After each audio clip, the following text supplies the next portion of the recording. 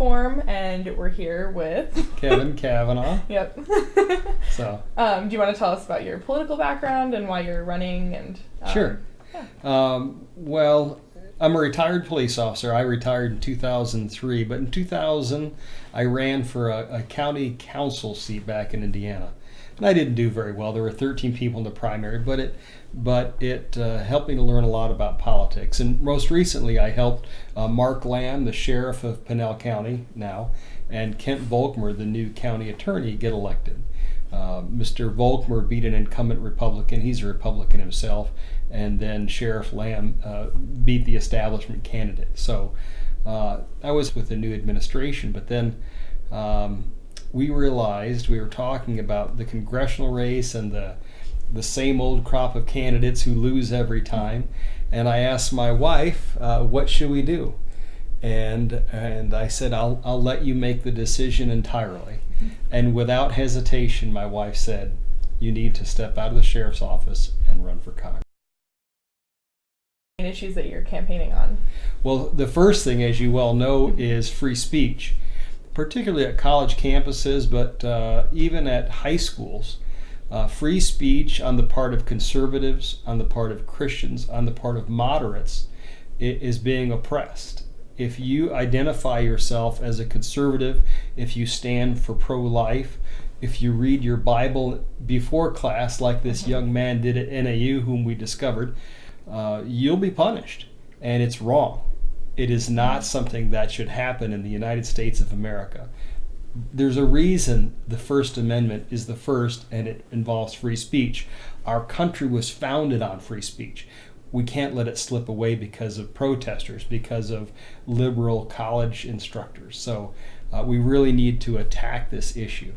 Yeah. Well, that's what we focus on at Campus Reform. You know, we had the article that I wrote about Kaylin Jeffers with the mankind issue. Right, I met her. She's a sweetheart. She is, yeah. And it seems like there's a lot of those stories coming out of NAU, and you know, which is in the district that you're running for. Yes. So what do you plan to do to combat that? Well, look, first of all, we've gone into the belly of the beast. We are meeting on the campus of NAU because outside of Berkeley, it's one of the most liberal, speech oppressing, free thought oppressing places in the country. So we are going on campus and tackling the issue. When I get to Congress, I will propose legislation that penalizes institutions that receive federal money if they limit free speech on campus. We went to a meeting on Monday, a week ago, and it was a free space, safe spaces, brave spaces meeting, including the professor who asked Mark Holden to leave her classroom for reading the Bible and some other things. Mm-hmm. And they advocate for safe spaces for socialist thought, for liberal thought. And brave spaces means a place where you can attack conservative thought. There was no mention, in fact, we were there for about 3 hours, there's very little mention of real free speech. They want to oppress conservative or moderate speech, and they want to support liberal, socialist, even Marxist speech. This is the United States of America. This is not a Marxist country, so concerns me a great deal. Close second among my primary issues are pro-life, pro-Second Amendment, and the 10th Amendment, where we have a separation of powers between the federal and the state governments. The federal government has become oppressive in the way they deal with states. We were using purse strings to control the things that happen in the state. So. Well, you brought up the issue of like the Second Amendment. What are your thoughts on campus carry? Because I know that was a big topic on, especially at U of A on our campus, about students being able to bring guns on campus, and what do you plan to do about that? Well, the Constitution, the Second Amendment says the right to keep and bear arms shall not be infringed. Yeah. So my understanding of the Constitution, it is a right to carry permit that extends from New York to California, from sea to shining sea.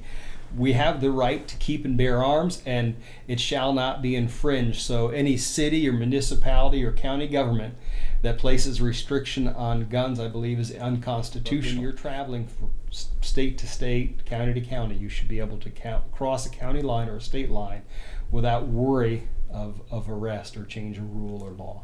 Mm-hmm. Yeah, and that's the issue with college campuses. Even going back to free speech is, people think that our rights don't extend to a public university, which is clearly not the case. Right. That kind of goes together in that maybe way. going back to Free speech issues, talking about the Berkeley issues that have been going on for quite some time now with Milo, and then now with Ann Coulter. What are your thoughts on what happened? And look, that this is socialist Marxist ideology at work. If they can successfully stop free speech with a person like Ann Coulter, with a person like Milo, I can't pronounce his last name, they can do it to less popular, less well-connected speakers. Mm-hmm. So I think it's a travesty of justice. I believe, just as we did in the 60s, the federal government must come in and protect speakers on college campuses so that free speech is not impinged. The opposition is largely credited to this Antifa movement, mm-hmm. anti-fascist. Yeah. And those same people were at our little rally up at NAU with black masks and black hats and black gloves, and I invited one of them up to speak. I had a staff member go say, "Hey, go to the microphone. Mr. Cavanaugh will let me speak," and he refused to do so. And so we cannot allow ourselves to be hindered by anyone in a black mask and gloves, weapons or no. Mm-hmm. We've got to be ready to fight. Yeah. And good men and women died for the freedoms in this country to protect mm-hmm. the Constitution. We simply cannot be afraid of violence. The paid protesters I've heard are paid by certain groups or certain individuals, mm-hmm. and I'm not prepared to identify those because I don't have any hard evidence. Of course. But when I see professionally made signs, screen printed signs like the May Day signs mm-hmm. This morning in New York and elsewhere, the protesters they expected didn't pay for those. Somebody with some money paid for those signs. Yeah. And if you saw my tweet, did you see my tweet this morning?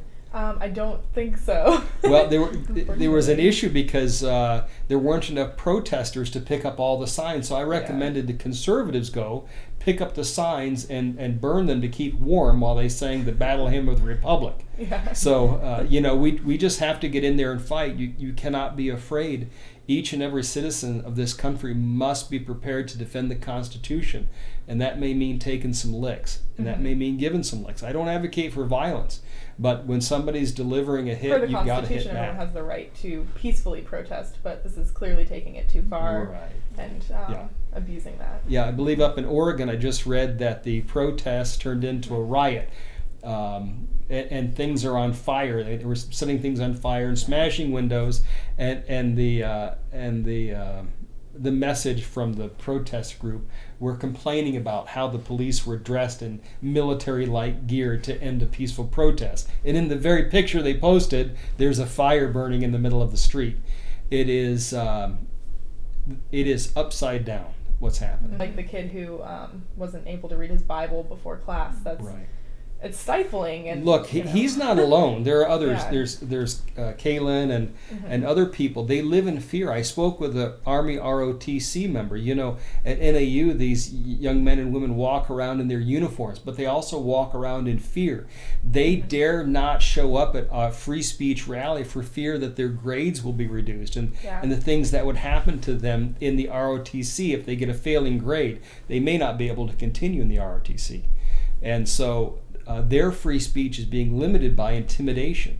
Mm-hmm. And so there was a young woman who said she was going to quit NAU and go somewhere else because of the things that were happening. And our advice to her was stay and fight, stand and fight. That's how things are going to change. And an individual, it makes it difficult. But if you realize that good conservatives, Christians, are standing together to fight against liberalism, Marxism, socialism on college campuses and throughout this country, we can beat this scourge back. So, and that's why I think Trump is so popular, because he is unafraid, and his goal is to stop socialism, stop liberalism and Marxism in the United States. People have this, especially on college campuses, they just have this idealistic perspective on it. Right. It's killed millions of people in history, and it's killing people today. Look at Venezuela. Look at North Korea. Look at China. Look at Russia. People are starving and being murdered for free speech in those countries. So I'm not prepared to take socialism. I simply won't do it. Yeah, well, it's good to have people like you advocating for that on college campuses, because, you know, it's a rough fight just for all of us. Young people are encouraged when they have someone who is willing to take the lead and not push them out in front, but going to the belly of the beast, the campus of NAU and elsewhere, and standing for free speech and saying, I will fight with you. I'll not give orders from a distance, but I'm willing to stand with you and fight. And it's very encouraging to these young people.